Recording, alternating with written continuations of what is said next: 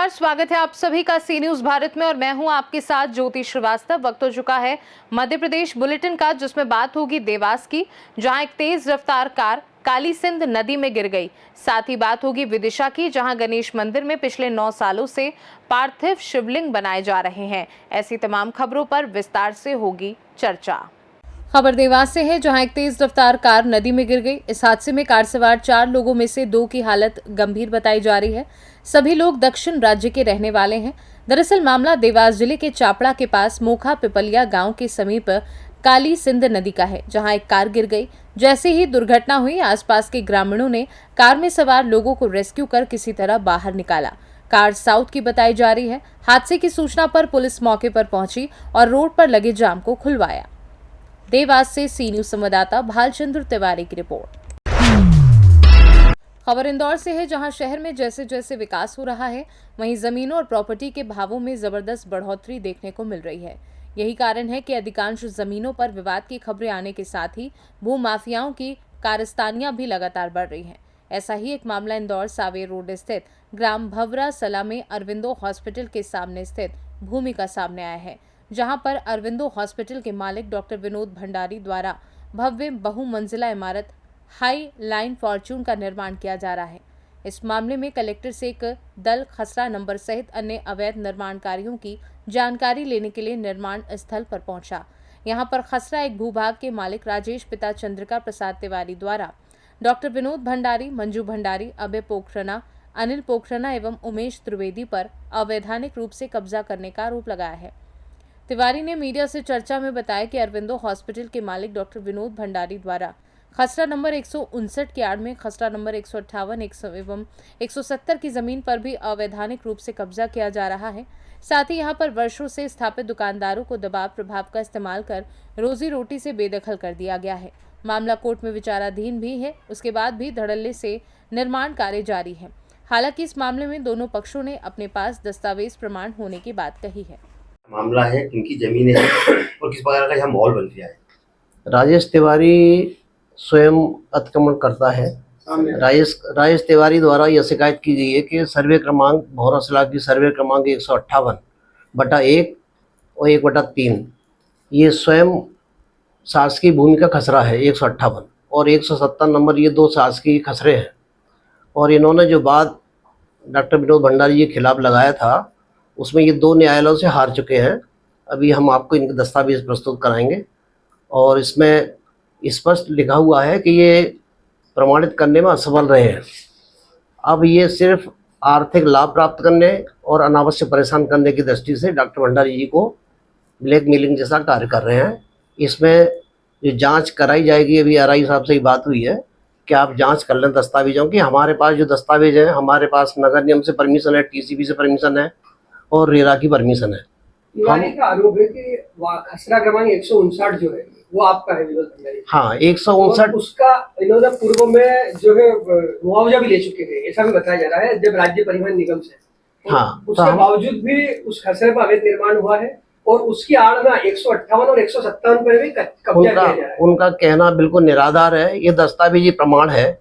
जो रोड का डेवलपमेंट होगा, एमपीआरडीसी अपने इंदौर उज्जैन का 4 लेन बनाने वाली है और 2010 में हमारे यहाँ मुआवजा दिया जा चुका है और उनके द्वारा जमीन अधिग्रहित की जा चुकी है।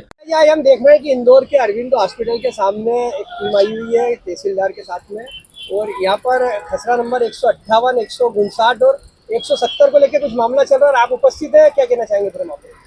यह मामला पिछले 2 साल से मेरे संज्ञान में आया था, जब ये मेरे को राजेश तिवारी जी ने शिकायत करी कि भैया हमारा 158 नंबर खसरे के मेरे पास 28,884 स्क्वायर फीट की रजिस्ट्री है और भंडारी जी द्वारा और अन्य लोगों के द्वारा यहाँ पर पत्रे लगा दिए गए थे। अगर आपको कभी पत्रकार महोदय और इंदौर के सभी नगरवासियों को मालूम हो तो यहाँ पे पत्रे लगे हुए थे, जो कि इन्होंने शिकायत करी थी काफ़ी टाइम से और फिर मैंने स्वयं आके यहाँ पे पत्रे हटवाए थे।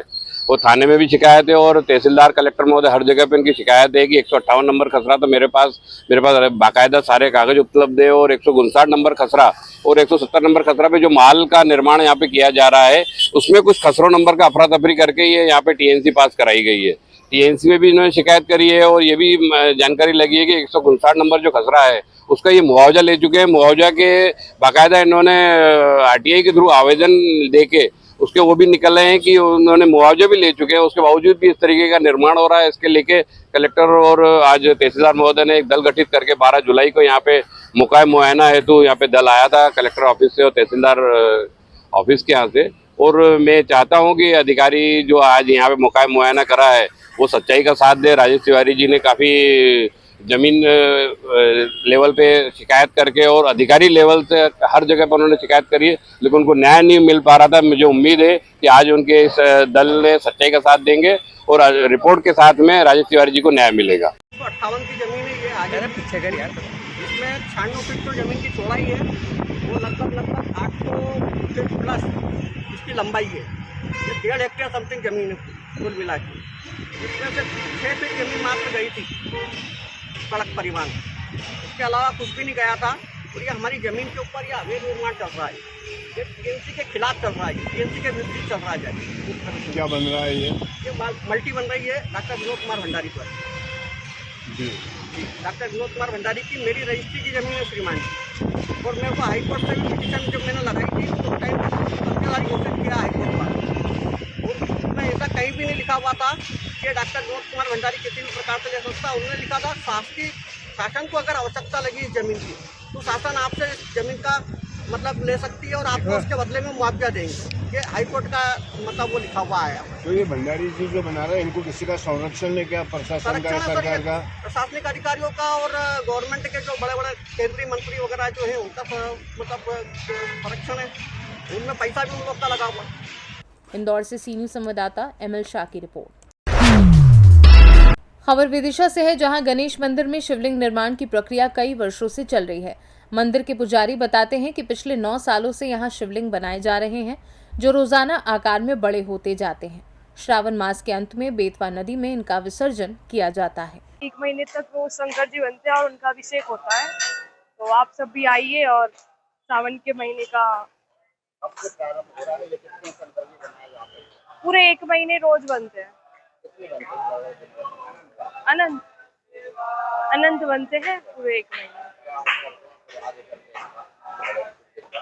इस शिवलिंग को विसर्जन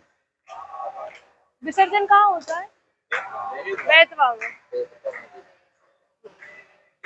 आज ये कौन सा मंदिर है और आज क्या कार्यक्रम का आयोजन यहाँ किया गया है? ये बांसकुली का श्री बड़े गणेश मंदिर है।